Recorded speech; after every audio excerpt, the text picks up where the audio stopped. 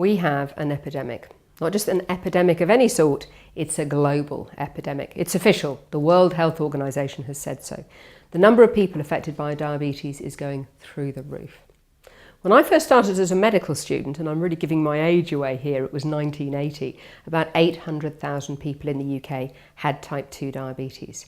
Today, we reckon there are over 2.6 million people in the UK with type 2 diabetes, and probably another 850,000 who've got it and don't know about it. As well as that, of course, there are yet more people who are at much higher risk. And what we want to talk about today is whether you could be one of those people. So what increases your risk of type 2 diabetes? Well, of course, the thing that's increased every bit as fast as the number of people with diabetes has been the number of people with obesity. And unfortunately, the more overweight you are, the greater your risk of having type 2 diabetes.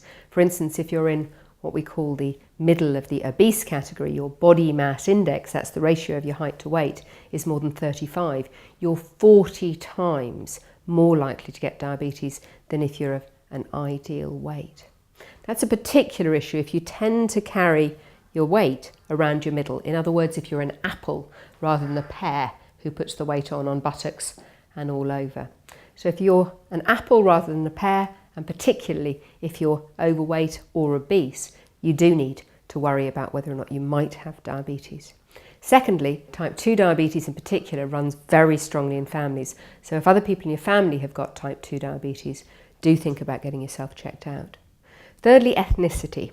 If you're of South Asian particularly, but also of Afro-Caribbean origin, you're much more likely, unfortunately, to get type 2 diabetes. We think your genes make you more at risk of type 2 diabetes. Overall, about 1 in 20 people in the UK has type 2 diabetes, up to 1 in 4 people of South Asian origin in adulthood gets it. So do think about getting checked out.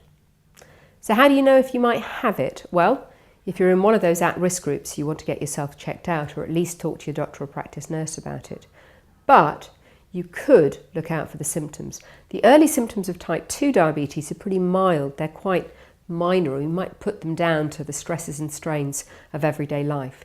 So do think about whether or not you're unduly tired, whether you're drinking much more than usual, more fluids, whether you're weeing a lot more often than usual, whether you've lost a bit of weight without meaning to, which you may think is a good thing, but may be an early symptom of type 2 diabetes, or whether you're getting more minor boils, minor infections like thrush than usual. If you have any of those symptoms or any other queries, do talk to your GP or practice nurse. They'll be happy to help.